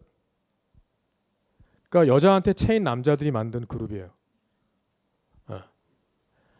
그러니까 이 그룹이 어떤 성격을 지닐지 짐작이 가시죠. 한국의 일베랑 똑같은 그룹이라고 보시면 돼요. 근데 인셀들이 당연히 여자 안 받고 그리고 여자를 비하하는 미사지닉 메시지 막 하고 그리고 서로 막 주고받으면서 깔깔거리고 뭐 이런 거를 있는데 여기에 이제 우리 아이들이 모르면 들어갈 수 있는 거예요. Call of Duty, Minecraft, Roblox 이게 다 아이들이 굉장히 좋아하는 파퓰러한 게임인데 이 게임들을 통해서 이 게임들을 하는 커뮤니티를 통해서 지금 미국의 익스트림한 사람들이 계속 리크루트를 하고 있습니다. 그거 여러분들이 아셔야 돼요. 그래서 일찍부터 자녀들과 얘기를 하셔야 돼요.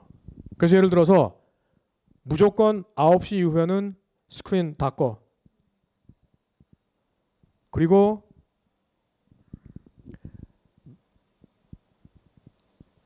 아홉 시 지나면 아이들 핸드폰, 아이패드, 뭐 랩탑을 다 안방에 상자를 하나 놔서 놓는 걸 하셔야 돼요. 지금 미국의 청소년들이 전 세계에서 잠을 제일 적게 잡니다. 일단 학교 숙제가 많고요. 그 다음에 이게 있으니까 잠을 못 자는 거예요. 계속 애들이 뭐 문자를 보내니까 받아야 될 거 아니에요. 근데 뭐 의사들에 의하면 청소년기에 청소년들이 정상적으로 키가 크고 뼈 밀도가 자라고 성장을 하려면 하루에 최소한 8시간에서 9시간 잠을 자야 된다고요. 여러분 지금 티네이저들 중에 8시간, 9시간 자는 애들 별로 없을 거예요.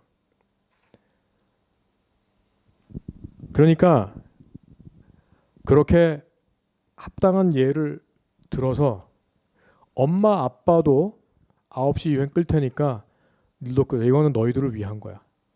봤지? 8시간에서 9시간 잠을 자야 돼. 너희 매일 아침 일어나기 힘들잖아. 피곤하지? 그게 굉장히 안 좋거든.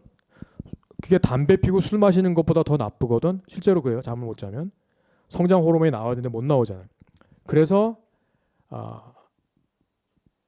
9시 이후에는 절대로 못하게 하고 엄마 아빠도 함께 아이들과 박스에 딱 넣고 그래서 9시 이후는 전혀 방해받지 않고 아침에 학교 갈 때 줄 수 있게. 한 가지 지혜는 이런 거예요. 요새는 이거 보면 스크린 타임이다 나오잖아요. 한번 애들하고 딱 까세요. 스크린 타임. 너 오늘 몇 시간 동안 봐. 너 이게 합리적으로 생각을 해? 아빠도 안 할게. 이렇게 해서 아이들이 스스로 컨트롤할 수 있게 도와주셔야 돼요. 안 그러면 이제 애들이 심각해지면 금단 현상이 일어납니다. 이게 없으면 굉장히 불안해요. 뭐 여러분도 그럴 경우에 밖에 나가는데 이걸 놓고 나왔어. 갑자기 마이 갓 하루 종일 불안할 수도 있죠. 근데 거꾸로 굉장히 좀 자유로워질 수도 있거든요. 뭐 누가 뭐라 그러면 깜빡하고 전화를 놓고 왔어. 미안. 그 다음에 아이들에게 소셜 미디어가 아이들의 그 두뇌 발달에 어떤 영향을 미치는지도 가르쳐 주셔야 돼요. 그 두뇌가 이제 이 앞쪽은 인텔렉트 개발에 이제 하고 가운데가 소셜 스킬을 한대요. 그러니까 이 앞쪽은 발달이 시간이 오래 걸려요. 우리가 뭐 지적으로 어느 정도 쓸만하려면 대학원 지나서 한 뭐 20대 후반 30대 정도 돼야 이게 되잖아요. 근데 소셜 스킬은 지금 여러분 자녀 나이 때, 그러니까 뭐 한 9살부터 한 6살, 8살까지 이제 가장 중요한 거예요. 그때 이게 잘하는 건데, 이게 소셜 미디어를 너무 이렇게 노출이 되고 거기에 영향을 받으면 소셜 스킬이 이 발달하는데 굉장히 어려움이 생기는 거예요. 예를 들어서 분리를 당하면은 대인 공포증이 생길 수도 있고 여러 가지 이슈들이 있습니다.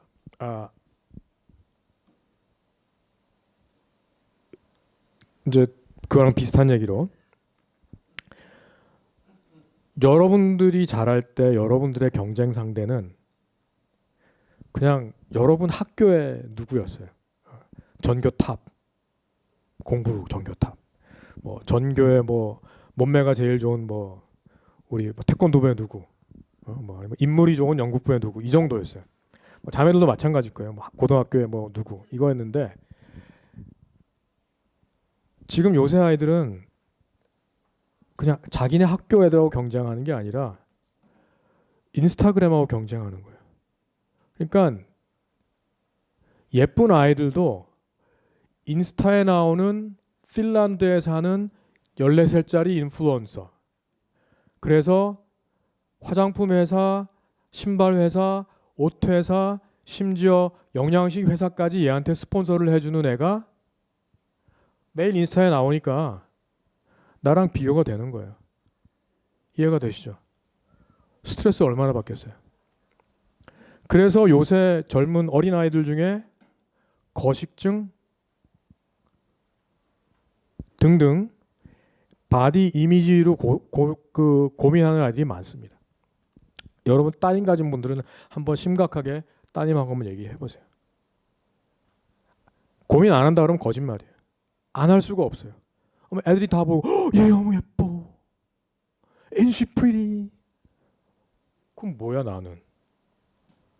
거기서 오는 스트레스. 그러니까 이런 것들을 얘기를 좀 하면서 그게 거기서 좀 이렇게 거리를 두는 게 이 건강에 좋다는 거를 설득을 좀 하셔야 돼요. 그리고 이제 하나님 나라의 가치들을 가르쳐야죠. To die is gain. It is more blessed to give than to receive. 너희 중에 훌륭한 자가 섬기는 자가 되어라. 자, 그러면 도대체 내가 믿는 부모로서 우리 자식들이 받을 수 있는 베네핏이 뭡니까? 일반적으로 사람들은 그러면 이제 신앙생활 잘하면 행복해진다고 생각을 하고, 실제로 우리가 보는 많은 영상들도 신앙생활을 잘한 장로님, 권사님 가정이 달리 행복하게 사는, 뭐 혹은 신앙생활을 잘하는 집사님 부부가 딱 나오면 푸른 초원에 이렇게 딱 옷 예쁘게 입고 피크닉 딱 청바지에 흰 셔츠를 딱 맞춰 입고 아이들 딱 이렇게 둘, 이런 거, 그렇죠? 행복. 근데 성경에서는 행복이 신앙의 그 보상이라고 얘기 안 해요. 신앙의 가장 큰 보상은 하나님을 아는 지식입니다. 성경에 보면 하나님께서 당신을 My name is jealous, 나는 질투하는 신, 나의 이름은 질투라. 사실 우리 컨텍스트에서 질투는 그러니까 갑과 을 중에 을이 하는 게 질투예요. 그렇죠? 갑은 선택할 수 있고, 그러면 선택당하지 못한 을이 질투를 하는 거잖아요. 근데 하나님이 My name is jealous라는 거는 하나님께서 자기 스스로를 을의 입장에 놓는 거예요. 왜? 우리를 향한 하나님의 사랑이 그만큼 크다는 거예요. 우리가 하나님만 바라봐야 되는데 우상을 바라보고 돈을 바라보고 권력을 바라볼 때 하나님이 질투한다는 거예요.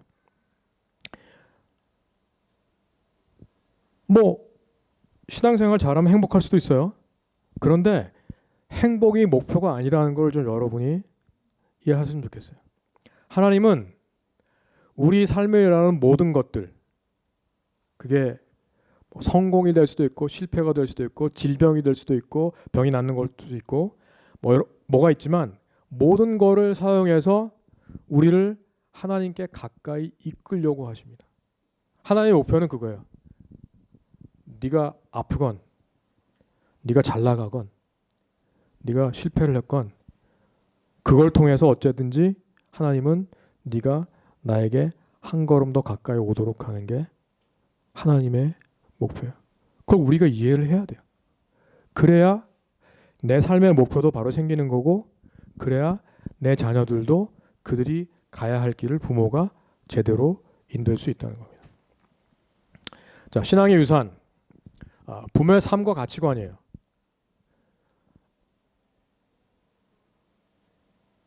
제가 아는 목사님 아들들 중에 혹은 장로님 아들들 중에 이렇게 삐딱선을 타서 진짜 된 친구들이 있습니다. 근데 90% 이상은 이유가 있어요. 그 목사님이나 그 장로님이 교회에서 모습과 집에서 모습이 달랐기 때문이에요. 동부에 있는 꽤 큰 교회 목사님 사모님이 여름에도 항상 긴 소매 옷을 입었어요. 그래서 아주 친한 분이 사모님 이렇게 더운데 긴 소매를 입으면 어떡해? 나는 짧은 소매 못 입어. 왜? 멍이 들어있는 거야. 밖에서는 존경받는 목사님인데 집에 오면 밖에서 받는 스트레스를 사모님한테 풀어요. 그래서 어깨부터 팔까지가 다 멍이 들었어요. 그런 아빠를 보는 아들은 그 아버지가 1000명이 되는 교회의 당회자인 게 의미가 있겠어요? 없는 거예요. 아빠는 집에 오면 엄마를 때리는 XX. 그러면 그 아빠가 하는 설교가 귀에 들어오겠어요? 저런 위선자. 부모의 삶과 가치관, 여러분의 삶을 통해서 보여주는 게 가장 큰 유산입니다. 돈 물려줄 생각하지 마세요. 돈 필요 없어요. 여러분의 삶과 가치관. 우리 부모는 돈이 없어도 남을 도우려는 사람들. 우리 부모는 절대로 남을 해치지 않을 사람. 우리 부모는 항상 나의 부족함을 인정해 주는.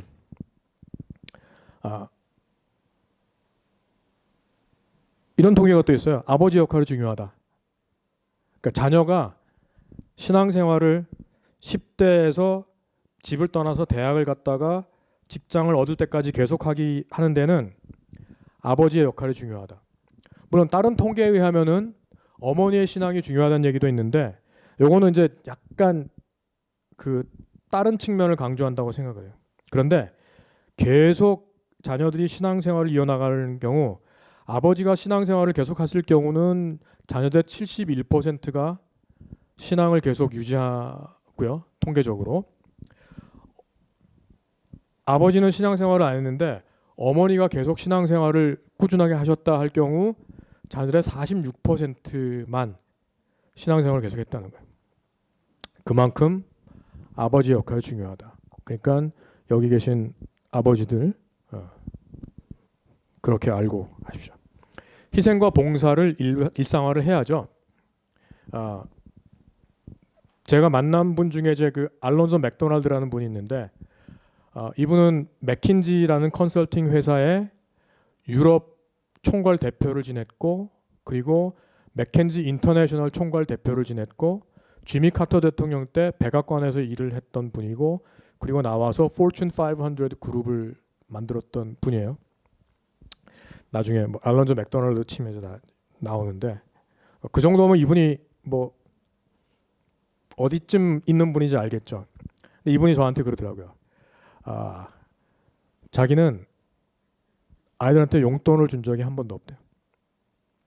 텍사스가 아이들이 그 서머잡을 잡을 수 있는 나이가 몇 살인지 모르겠어요. 15살인가요? 16? 오케이. 그러면 이제 이분은 애들이 한 12살 때부터 시에 가서 퍼밋을 받아가지고 일을 시켰어요. 잔디 깎고 낙엽 쓸고 12살부터. 미국 1%가 아니라 뭐 한 0.1% 정도 되는 분인데,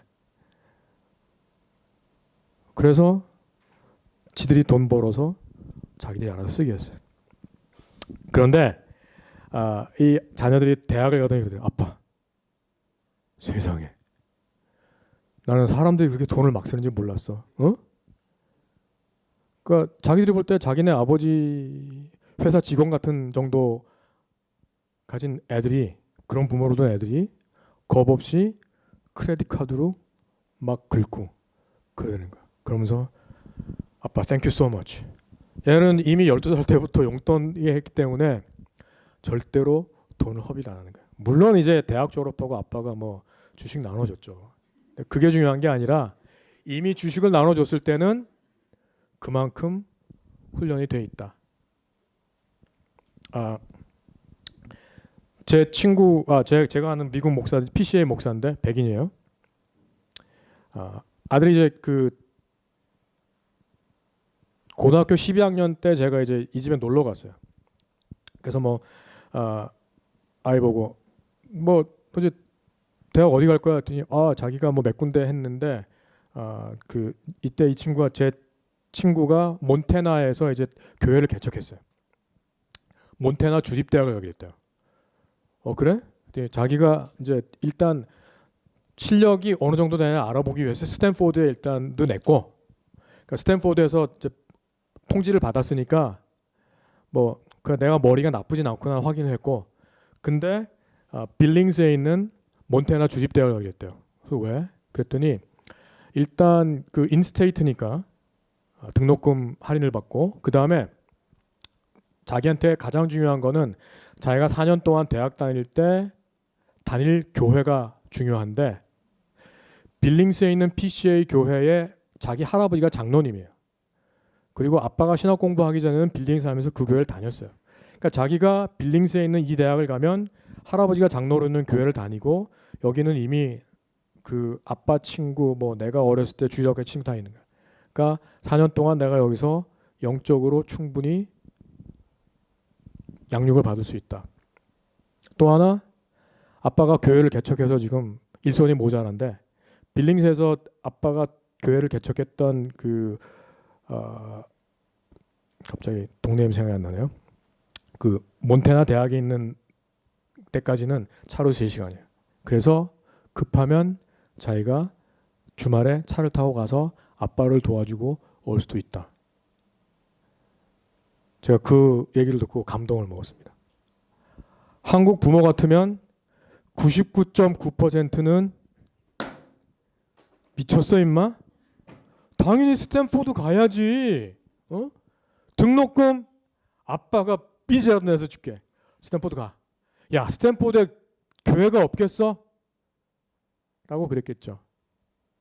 그런데 제 친구의 아들은 그런 결정을 했고, 제 친구는 그걸 축복을 했고, 뭐 그 아들 당연히 뭐 대학 나와서 결혼하고 잘 살고 있습니다. 이게 신앙의 유산인 거예요. 이런 게.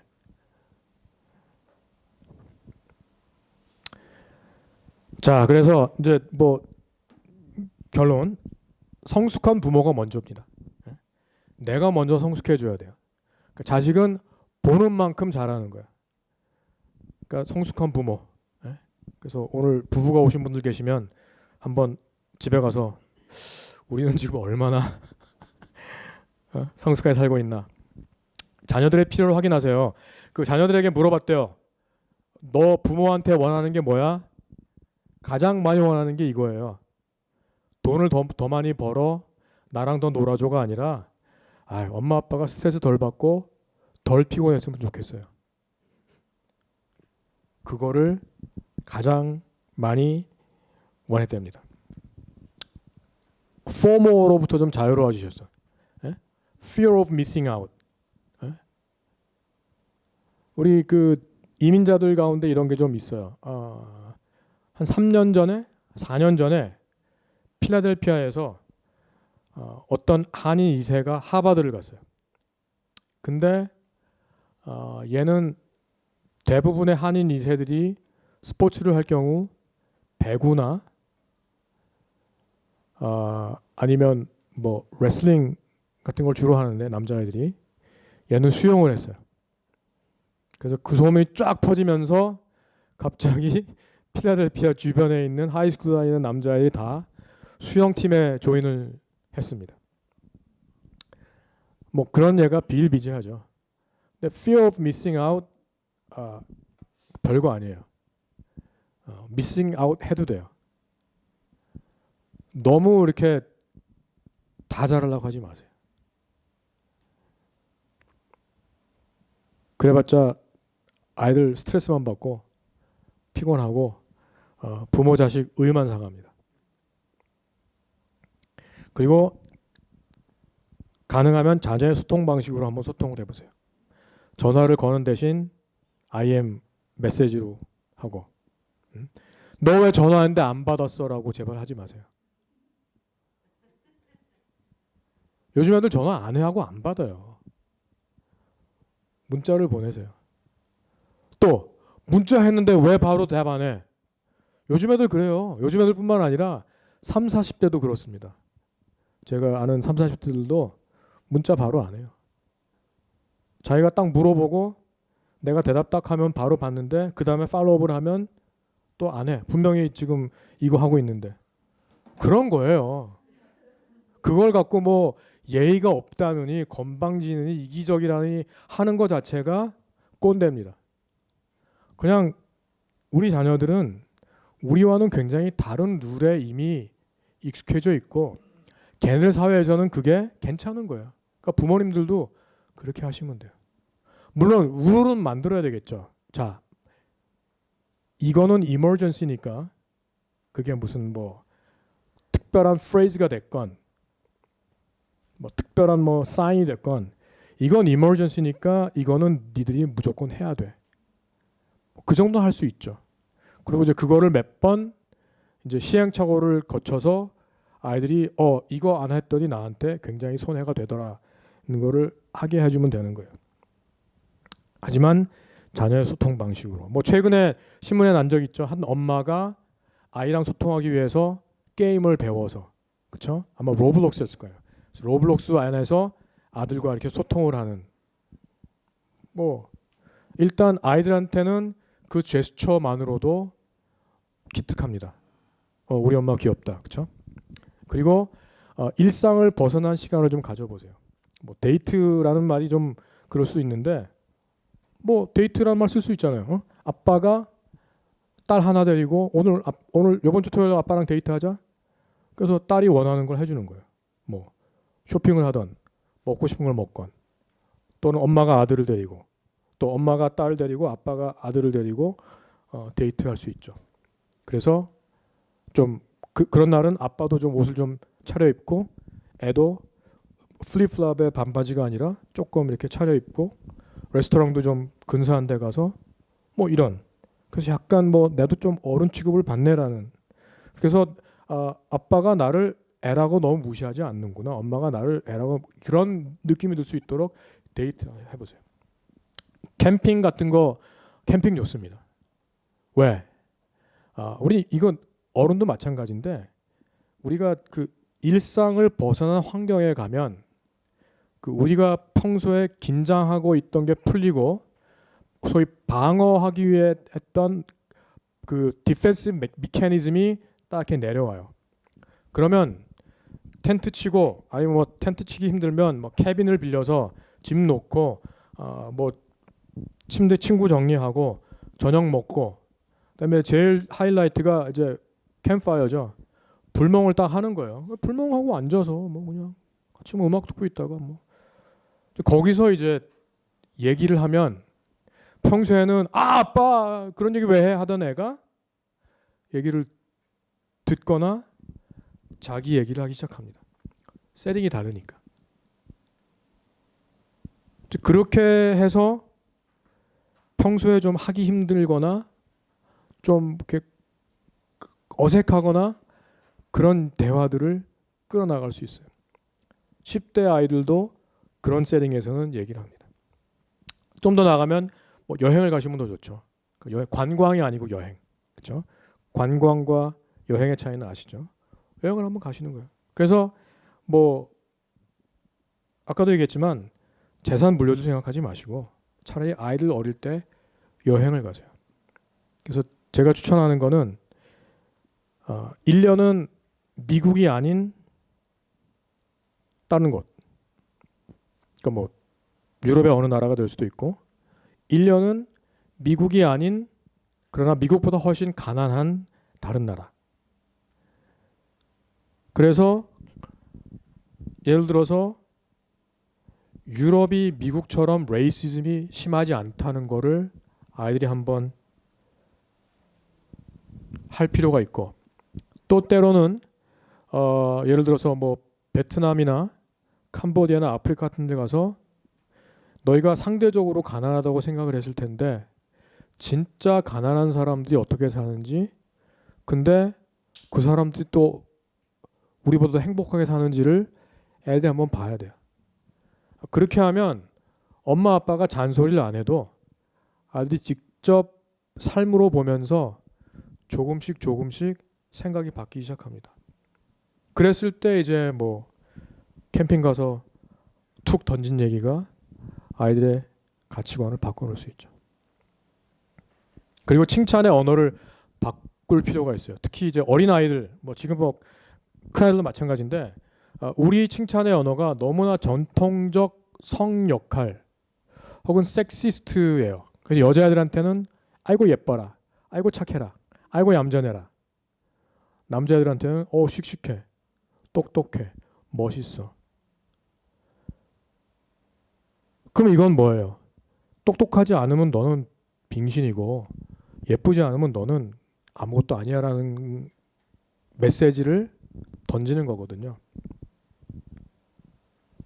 그렇다면 딸들에게 야, 너 참 건강해서 좋다. 너 참 지혜롭다. 너 참 창의적이다. 너 참 유머러스하다.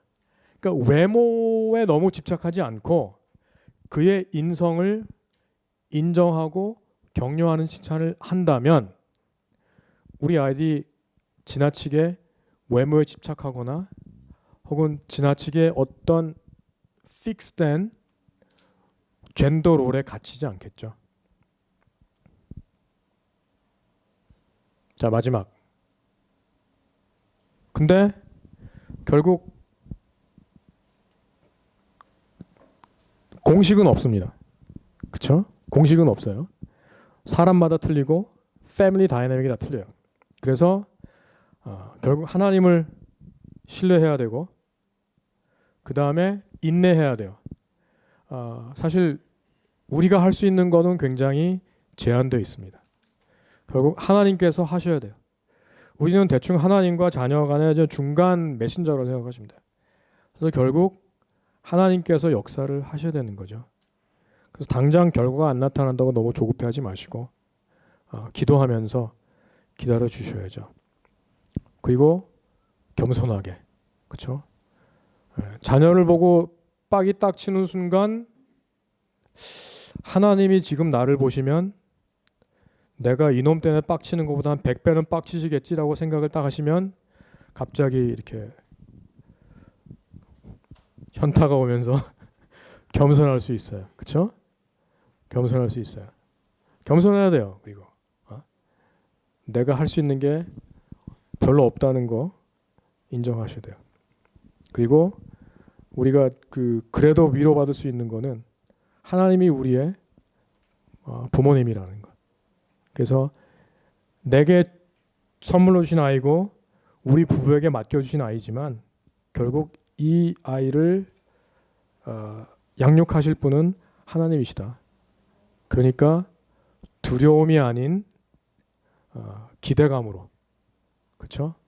잘 모르지만 답답함이 아닌 신뢰로 하시면, 그리고 이제 혼자 고민하기보다는 오늘 이렇게 만나셨으니까 예를 들어서 이런 그룹이 정기적으로 뭐 1년에 한두 번씩 만나서 같이 고민도 얘기하고 뭐 그때 들은 것 중에 한두 개가 머리에 남아서 해봤더니 뭐 이럽디다라고 얘기를 하다 보면 그래서 정말 뭐 it takes a village to raise a child 그러잖아요. 그런 새로운 의미의 공동 육아 양육을 할 수 있다면 뭐 그러면 뭔가 조금씩 선한 일이 일어날 것 같습니다. 네, 시간이 좀 오래 걸렸습니다만은 뭐 여기서 일단 마치고 네.